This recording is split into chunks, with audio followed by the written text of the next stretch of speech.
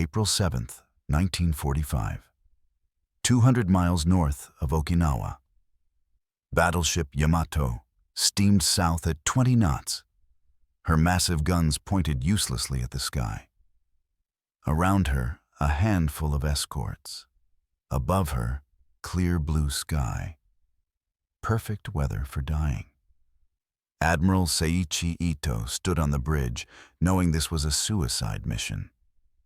Yamato had barely enough fuel to reach Okinawa. No air cover, no hope of return. The plan was simple and insane. Beach the ship. Use her as a stationary fortress. Let the crew die fighting. But Yamato would never reach Okinawa, because 390 American carrier aircraft were already inbound. Bombers, torpedo planes, fighters, the largest aerial strike ever launched against a single ship.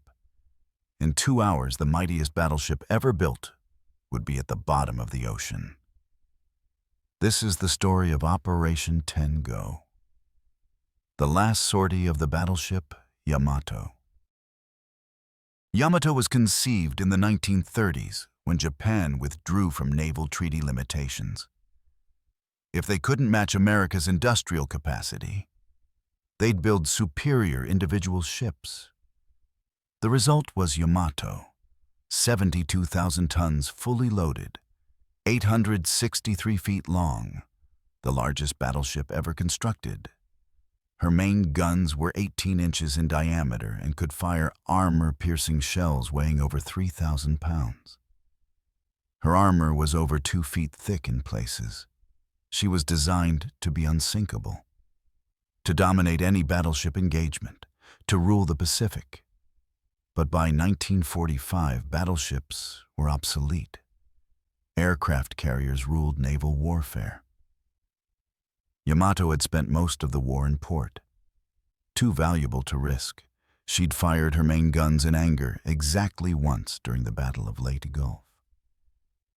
Now, with Japan facing defeat, Yamato was given one final mission: a glorious death. The plan was called Operation Tengo, Victory Operation, a desperate gambit by the Japanese Navy's last functioning battleship force. American forces had invaded Okinawa, the last stepping stone before Japan itself. Tokyo ordered Yamato to steam to Okinawa, beach herself, and fight as a stationary gun platform until destroyed. The crew knew it was suicide. Yamato was given just enough fuel for a one-way trip.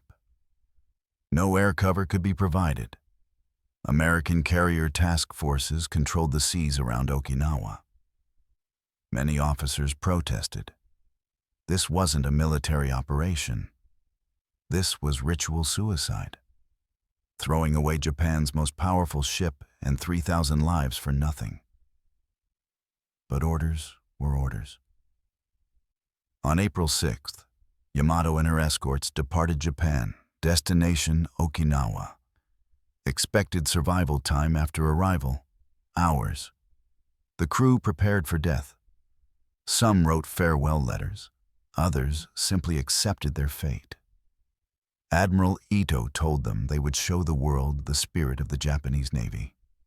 They would die gloriously. American submarines spotted Yamato shortly after departure. They radioed her position, course, and speed. Admiral Mark Mitcher, commanding Task Force 58, received the report and smiled. He ordered a full strike, every available aircraft. Sink Yamato before she reached Okinawa. April 7th, 12:30 p.m. Yamato's radar detected incoming aircraft. Lots of them, from multiple directions. 390 American planes from carriers: Hornet, Bennington, Belleau Wood, San Jacinto, Essex, Bunker Hill, Hancock, Intrepid, Yorktown, and Langley. The largest coordinated airstrike ever launched against a surface ship. The first wave arrived at 12:30. Yamato's anti-aircraft guns opened fire. Hundreds of guns, 25 millimeter, 40 millimeter, 5-inch. The sky filled with tracers and explosions. But there were too many American planes. They came from all directions simultaneously. High-level bombers, dive bombers, torpedo planes skimming the waves. The first bombs hit amidships. Explosions ripped through armor plating. Fires started below decks. The first torpedo hit on the port side. Yamato shuddered, but kept steaming. More torpedoes, more bombs. The American pilots coordinated their attacks. Torpedo planes hit from both sides simultaneously to prevent Yamato from turning into the torpedoes. Dive bombers struck from above while the ship was evading torpedoes. Yamato's escort ships were being destroyed one by one.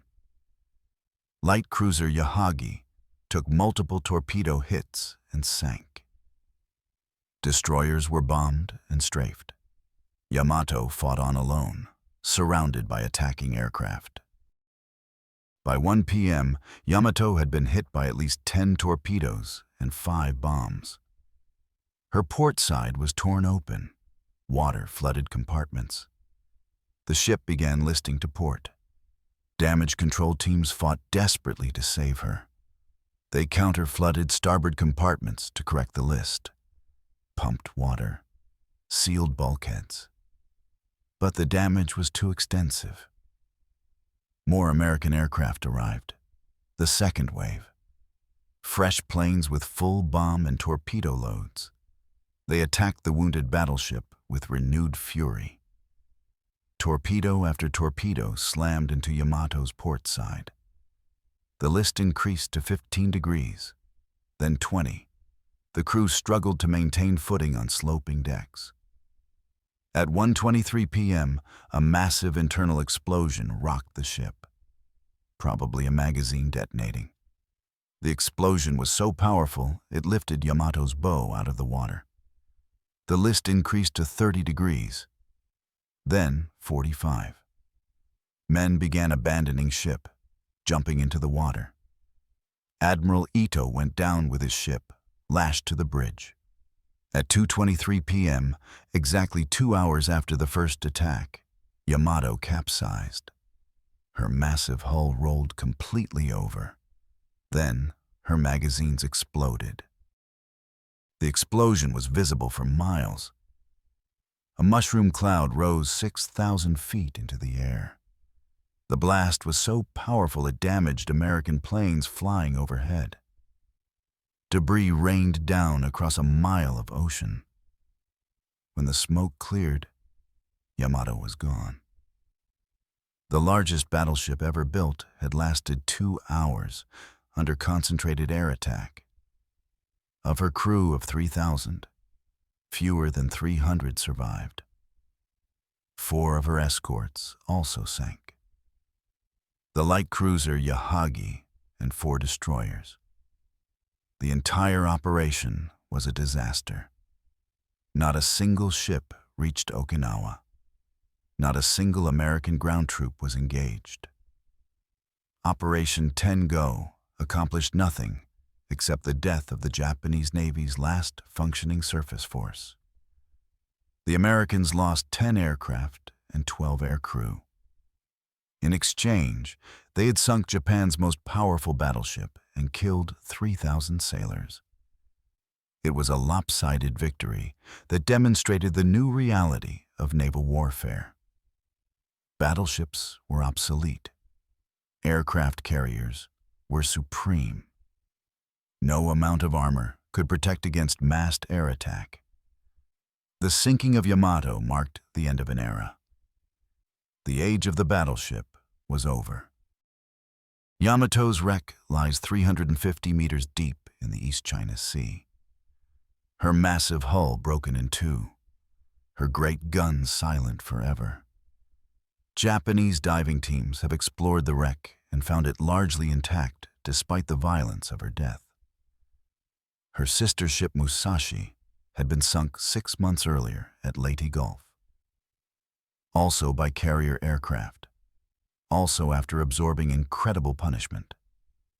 The two largest battleships ever built, both destroyed by planes. The lesson was clear. No matter how powerful, how well-armored, how heavily armed a battleship might be, it couldn't survive against coordinated air attack. The era that began at Jutland in World War I ended in the Pacific in World War II. After Yamato's sinking, battleships became support vessels. They provided gunfire for amphibious landings, protected carriers from surface threats. But they never again engaged in battleship versus battleship combat. The carrier had replaced the battleship as the capital ship of naval warfare. That remains true today.